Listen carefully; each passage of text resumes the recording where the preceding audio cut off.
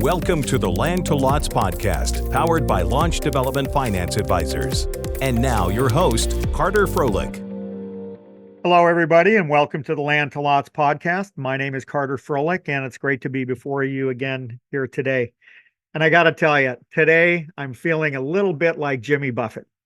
It's a Friday, and I have the opportunity to talk to one of my good friends, Yuri Mann, the CEO of the Lagoon Development Company. And Yuri and his company develop large, clear lagoons that provide water sports and a beach lifestyle to large master plan communities in the United States.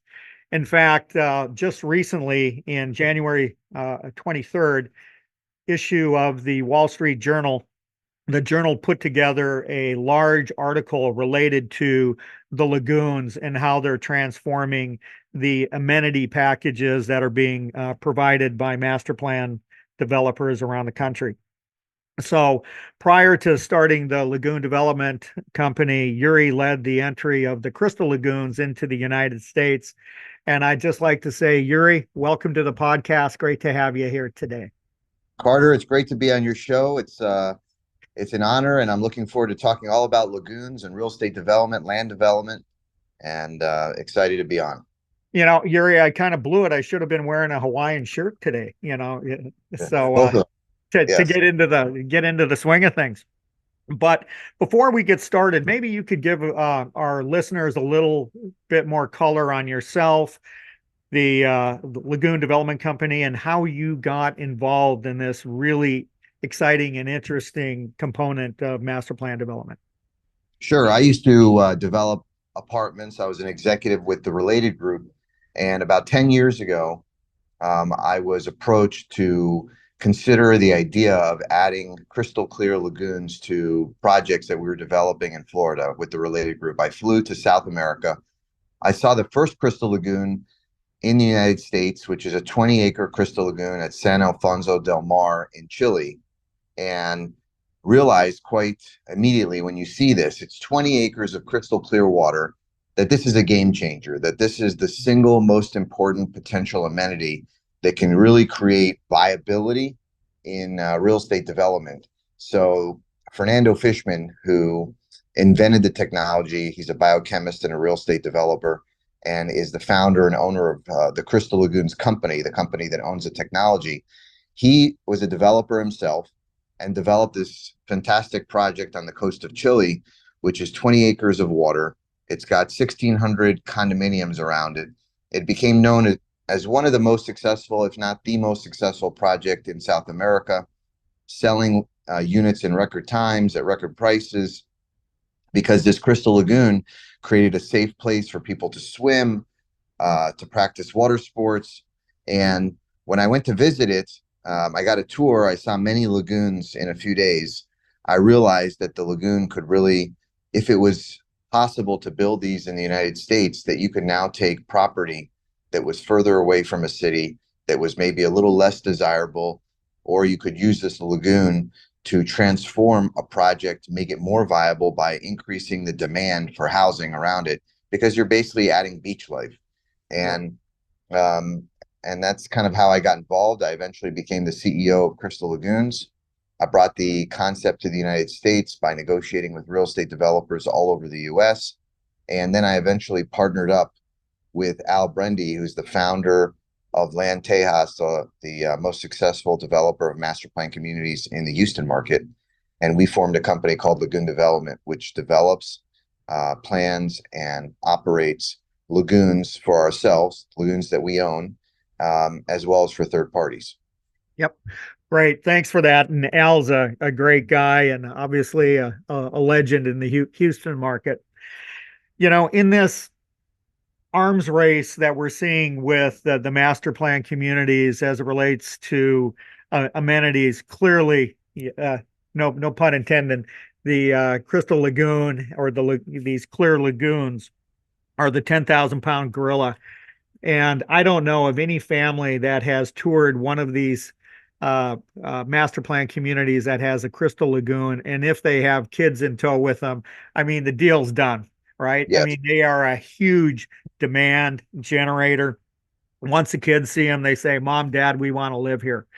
And what I'd like to do is start to kind of drill down into the planning process, how these things are designed, financed, maintained, but then ultimately at the end of the day, what is the payoff for the developer? And you alluded to it already, meaning it's a demand generator. And what we're going to get into a little of those economics to the extent you care to share that.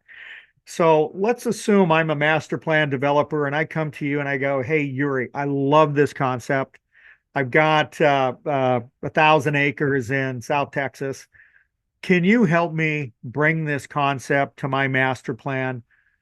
Tell me the process that you go through with a developer to locate, size, etc., your amenity package as it would relate to this hypothetical project in South Texas." So Al Brendy is certainly a visionary, and he has been known in the past for bringing new amenities to projects. Was the first developer to bring splash pads to Texas. They called it at the time. Al Brendy called it the Texas Splash Pad, and it was the first time a master plan community had these fantastic amenities. And over the years, he's been a pioneer in bringing new and exciting types of amenities that can help draw up demand. In the projects that have lagoons, because of the cost of the lagoons being substantial and needing to amortize those costs over a large project, we really look at projects that have a minimum of 3,000 homes. When you're talking about entry-level housing, move-up housing, that's the number of homes that probably are needed as a minimum to sustain a crystal lagoon in terms of the maintenance and to basically amortize the overall cost. The lagoons typically in the past have been financed as part of the master plan community development budget. So allocating $10,000 to $15,000 per lot towards the crystal lagoon. As you can imagine, if you have 3,000 lots under development, you now have $30 million that you can allocate towards a crystal lagoon. Okay. That's great. And how is the sizing done? I know Balmoral, is that right? Has like a 2 acre, and then Laguna Mar has a 12 acre. How do you determine what that size is? Is it based on the number of units in the community, topography, etc.? The historical context, Balmoral, which is a project in Humboldt, had the first crystal lagoon in the United States that was approved for swimming by a health department. It was the first crystal lagoon in Texas. And really it was added, sort of the amenity area was more or less designed. And then Al decided that he wanted to do a beta test. At the time, I was the CEO of Crystal Lagoons, and he said, listen, I have this project. Can we fit a small crystal lagoon here? And we designed a project around a 2 acre crystal lagoon. It's an 8 acre amenity village. It has less than 200 parking spaces, and it was basically a beta test to see if the builder community would be more successful with the crystal lagoon, and it certainly checked the boxes in that sense. Though that community became the fastest selling community in 2019. Selling 740 homes in 1 year. And it attracted more builders and higher quality builders, in part due to the crystal lagoons. And so it really checked the boxes, selling the homes faster and being able to demand a premium in terms of lot sales from the builders. So when the lagoon was being considered, Al went to all the builders and we toured them, took them to Mexico to see the closest crystal lagoon in Cabo, and said, hey, listen, if we build this, are you all willing to spend another $150 per front foot on your lots? And they all said yes. And of course, it's very difficult to decide and say, hey, that was only entirely due to the crystal lagoon, or maybe it was in part because of the location of the project or the market, what was happening in the market with tremendous demand for lots. But we were able to command a premium for the lots. And then the home builders all reported that they got really 10 times more traffic to their models in that project compared to other projects that didn't have the Crystal Lagoon. So imagine you have 1,000% increase in the number of people coming to the models. You're certainly going to sell more homes at a faster rate, and you're going to be able to raise the prices of your homes, command premiums from the buyers that you wouldn't necessarily otherwise. So typically in the projects that don't have the Crystal Lagoons, in our master plan communities, historically, we've sold 200, 250 homes a year. With the Crystal Lagoons, we can sell 400, 500, 1,000 homes in 1 year because of the Crystal Lagoons. And when you're a land developer, your business model is set around selling those lots quickly. The faster you can sell them and the faster the homes are built, the sooner you get to the MUD receivables, and that's where ultimately your profits are. And the sooner you pay off the debt that's related to the project. And the cost of capital and land development, everybody knows, is very high. Typically 12, 14, 15% is not unusual. So the sooner you can sell homes, the sooner the home builders will buy more lots from you. The sooner you sell more lots, the more profitable the project will be. And the Crystal Lagoon is integral in that sense because it really increases the velocity of home sales.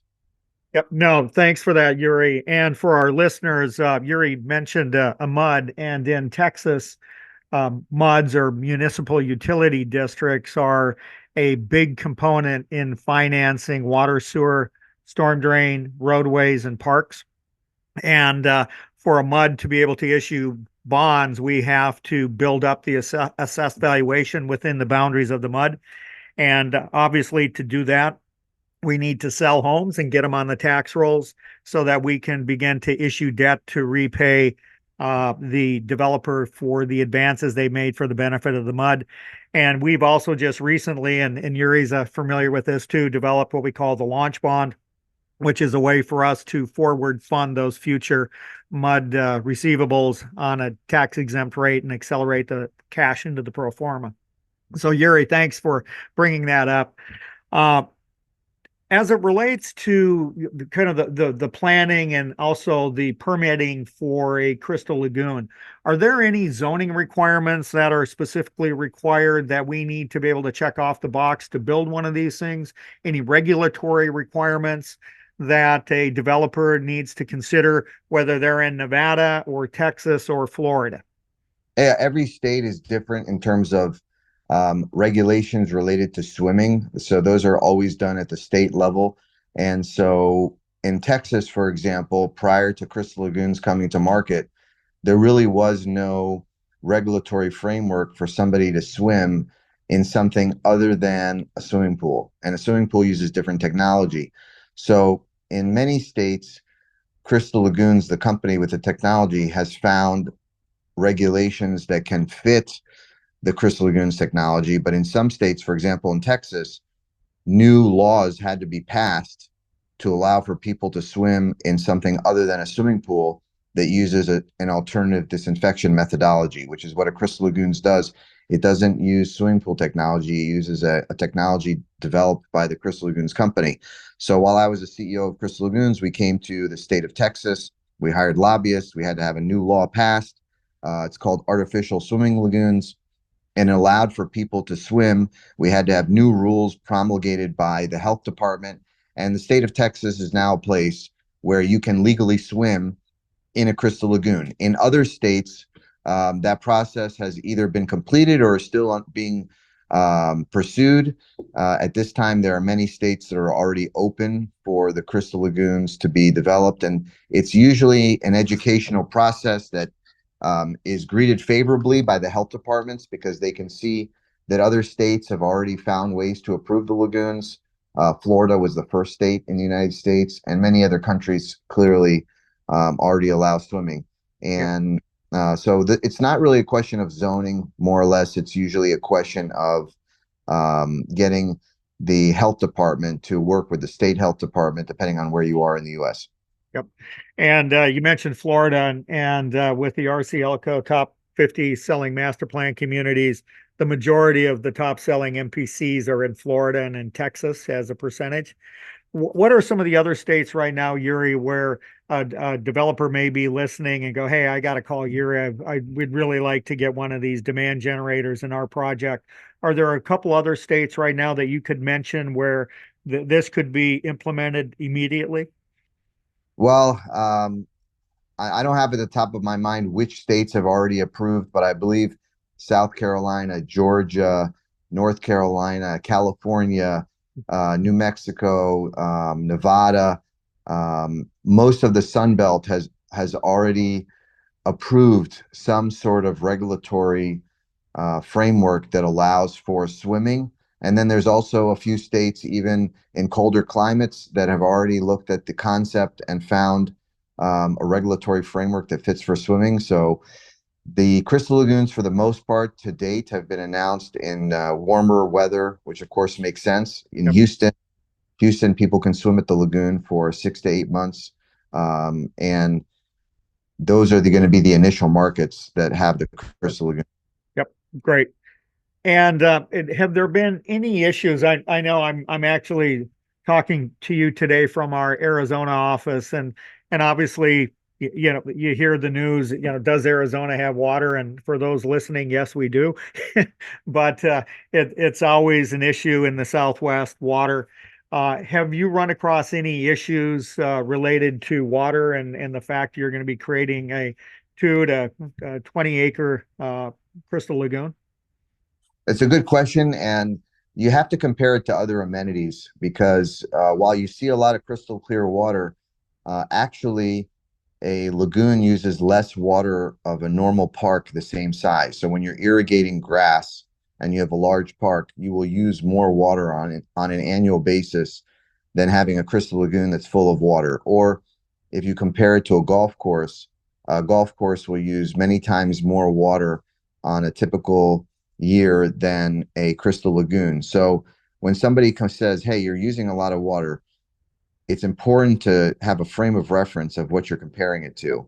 For example, in California, the project in Rancho Mirage, when it went through approvals, one of the things the local municipality was excited about is that the developer replaced the golf course that they were planning with a crystal lagoon, and they estimated that it uses less than a tenth of the water compared to the golf course, the crystal lagoon that they were planning. So that was a positive for the general public, saying, "Hey, this is a better use of water. It's fun for the whole family. It's not just for the small percentage of people that enjoy golf, and it uses less water."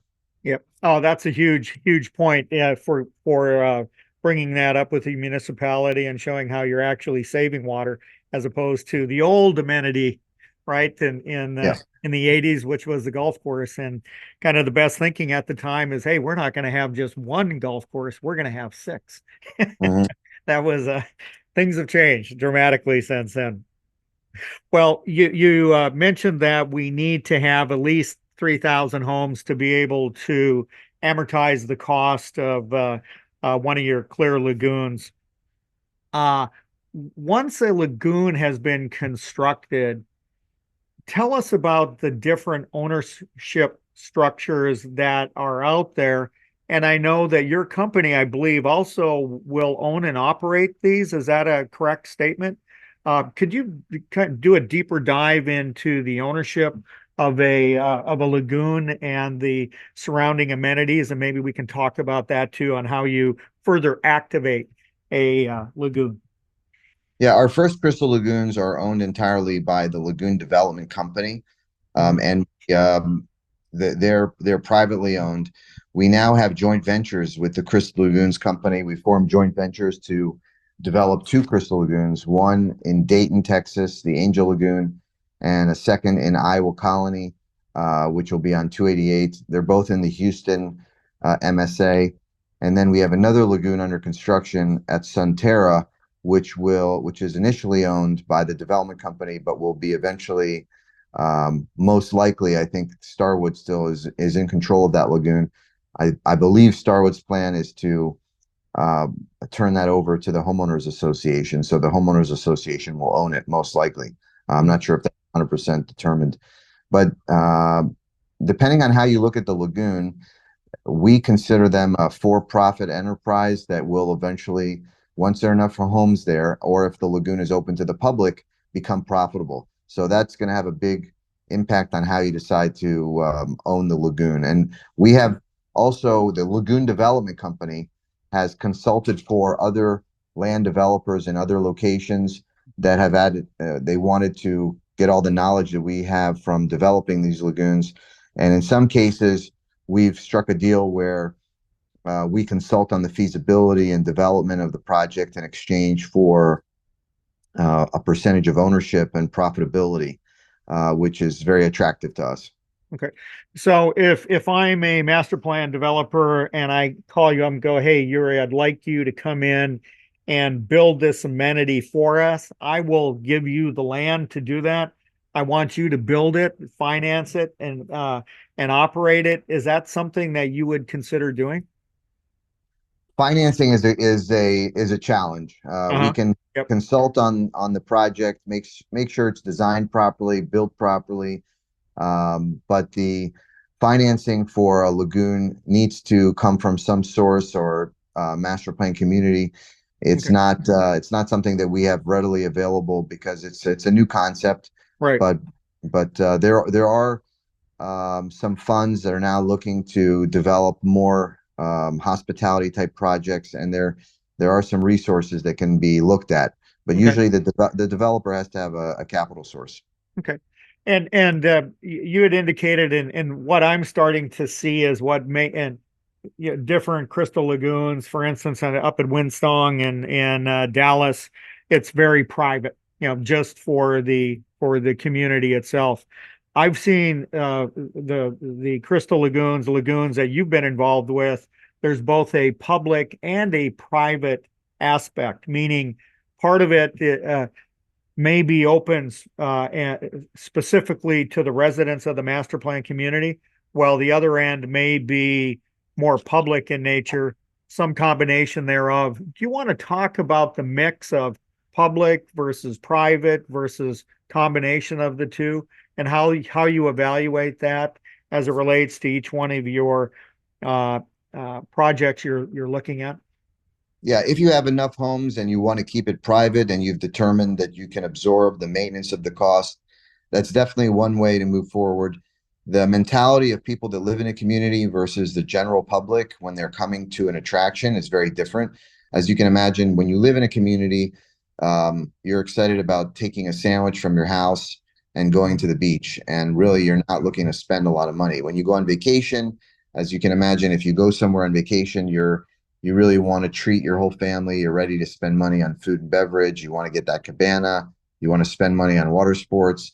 So it's a real different demand set, and we've decided that these lagoons, for the most part, should be open to the general public on a semi-private or public basis because the public is allows you to provide a different level of service, and it's difficult to also decide to have one area of the lagoon for residents and another for the general public because what ends up happening is if you have the general public spending enough money that justifies certain level of food service at one beach, and then you have residents at another beach which are really not looking to spend that kind of money, then the perception becomes challenging. The residents say, how come the public gets this and that, Yeah. and we get a different level of service? So our first lagoon was just for the residents. The new lagoon that we have under construction is in Dayton, Texas. It's open to the general public. It's a public access lagoon. And going forward, all of our projects will, for the most part, be open to the general public because it allows us to provide a different level of service. And certainly there's more demand for food and beverage. And to our listeners, I really encourage you to go look at the Lagoon Development Company's website where you can get a feel for. They have a lot of videos on the lagoons that they own and operate and have built. So if you want a real treat, go to their website. When it relates to the construction of a lagoon, what typically is the useful life of a lagoon? Is it 10 years, 15 years, 25 years, with stellar upkeep? What is the useful life of one of these, Yuri? So No one has determined yet what the useful life is because it's really about maintaining a large scale industrial complex. That's what it is. The machine Yeah. room pumps. None of the machine rooms that are part of the project. There's no rocket science behind this. It's all just it needs to be maintained. You have concrete, Yep. plastic liner. But so really this liner can last 50, 100 years underwater. Great. Um, there's at this point no one has. Closed down a crystal lagoon. The oldest crystal lagoon in existence is the lagoon in Chile, which is in San Alfonso del Mar. I think it's about 30 years old, Wow. still operating very well. Um, so I think it's indefinite. Of course, there's maintenance and capital improvements that are required, but it can be opened indefinitely. I think there are some swimming pools today that are open that have been open for 100 years, believe it or not, worldwide. Wow, that's great. That's great. What are some of the liability issues that we have this big body of water? Could you discuss that as it relates to the MPC developer and or the operator of somebody that may put this in their community, or to you as just being an owner operator? It's no different than having a swimming pool. There has to be an emergency plan with lifeguards to Mhm. determine which areas people can swim. So you have swim zones, which are defined by buoys inside the Crystal Lagoon. Just like when you go to the ocean on a vacation, you might see buoys and lifeguarding occurring uh, that's protecting people within the area where the people are allowed to swim. So the same thing here at the Crystal Lagoons, and there has to be insurance in place. So there's other types of hazards, like you could have an umbrella that goes flying and hits somebody. Yeah. Uh, there are things that happen, but you have to take careful. If you have a professional management company, which is what we've done, we did a best in class search for professional management companies that operate water parks and amphitheaters and attractions. And we hired a group called American Resort Management that manages our Lago Mar Lagoon, for example, right now. And we are constantly involved in that process of making sure we have the right kind of management and operations going on in place. Great, great. And we talked about maintenance. On average, what does it cost to on a per unit basis to maintain a lagoon? A small crystal lagoon could be 700,000 a year to keep Okay. the water clean and maintain. A larger lagoon might be $2 million a year. So let's get to kind of what I think everybody's waiting for. And you gave us a preview of this, meaning if we were selling, if we put in a crystal lagoon or a clear lagoon, what may have been generating or a master plan without a crystal lagoon, 250 sales a year, we may jump up to 400 to 500, and in some cases even 1,000. Uh, have there been any studies that you're aware of other than uh, just your experience and being in the field that relate to increased absorption rates as a result of having a crystal lagoon or a similar type amenity in your project? Yeah, in fact, we hired a company to do a feasibility analysis prior to building the first and second lagoon to estimate the premiums on the lot sales and the premiums in velocity sales. So you can do it. Yeah, Mhm. there's a lot of data out there from previous master plan communities, even internationally, that can be used to estimate the projections and what impact that would have. Okay. And there's enough sales right now where somebody can go look at Lago Mar or Bar Mall and say, hey, this is what they are absorbing vis-a-vis the surrounding competition. And we attribute a lot of that difference in absorption to the fact that it's got a crystal lagoon. So it's pretty easy to articulate and draw the line to the nexus of what's creating that demand generation. Yeah, recently the Wall Street Journal published an article that was specific to this, really focused on the lagoon effect, the benefit of having a crystal clear lagoon in a project. So I encourage people to go read that Wall Street Journal article all about the impact of crystal lagoons on master plan communities. And to that end, Yuri, we're going to make sure that we add that to the show notes. So for our listeners, you'll be able to go to the show notes and click on that along with all Yuri's contact information. Once a crystal lagoon has been completed, are there also studies that were done in conjunction with the study you mentioned related to the impact on property values, both short-term and long-term? I think you already alluded to it, but if you want to expand on that a little bit more. I've seen a study that because when these crystal lagoons are presented to local municipalities, that's one of the big drivers is the lagoon will increase the amount of tourism in the area, increase property values, allow for the development of um, types of real estate that are later stage. For example, in a master plan community, you might see mostly single family homes. Now, when you add a crystal lagoon, all of a sudden you may see more high density, higher value type of real estate development like apartments, restaurants, grocery stores. We have a hotel that's being developed at our project, the Sports Illustrated Resort. And so the lagoon will allow for an increase in density. Also in the project, for example, instead of having single family homes, you might have more viability for townhome development or single family for rent development. So the lagoon certainly increases the viability of higher and best type projects, which bring more real estate value to a city, and also has generally a positive impact on the values of the homes in a project. So yeah, that's very clear. All the homeowners that buy in master plan communities today with the lagoons, they look at the lagoon as something that's going to protect the value of their homes. Right. And the thing that we always talk to the communities about, when you look at all the direct and indirect fiscal economic impacts of a master plan community, especially the large ones in a county or in a jurisdiction, it's a huge job generator, which has massive fiscal and economic impacts. And so what I'm hearing almost is that the Crystal Lagoon, the Clear Lagoon is another economic development engine for the community, because we are going to be to the extent that it's even open to the public, it becomes almost a tourist attraction and another reason for people to come into that community and spend money. So we're getting additional sales tax dollars coming into the jurisdiction. That's right. More sales tax dollars, more hotel room nights. Yep.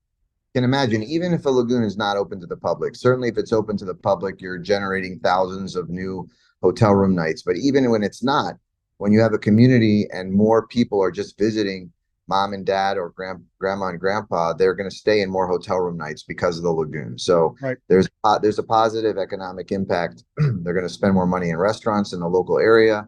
And the lagoon is an attraction, even when it's not open to the public. And even if it's not open to the public, what I'm hearing is that the assessed valuation, the jurisdictional tax base, is going to be increasing at a faster pace at a property value that's higher than the competition, which means that those tax dollars are going to be flowing into the general fund of the jurisdiction. So another positive impact and another reason for the jurisdiction to approve the development as well as the amenity package, which is the Crystal Lagoon.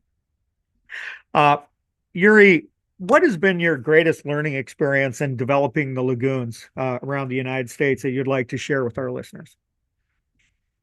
Well, I certainly have seen firsthand how it's increased the viability of all types of uses. We have a mixed use entertainment district around each Crystal Lagoon where we identify high value parcels that could be sold to the developers that are building the types of things that you wouldn't necessarily see in a master plan community without a lagoon. For example, the resort that's being developed now in Lago Mar, which will be a $200 million project on the shores of the lagoon. That wouldn't happen if it weren't for the Crystal Lagoon. And certainly the lagoons have really checked the boxes in terms of increasing the velocity of sales of homes and lots to builders and homes to the general public, and allowed the developer to obtain the mud receivables sooner. So overall, it's when you see a crystal lagoon and you realize how attractive it is, that's a great feeling. But then you get to look at the numbers, and it's important to be able to justify the numbers. Al Brindy and Lanteos were very pioneering because they decided to build these lagoons more or less on a hunch, but also with some feasibility studies that supported their hunch.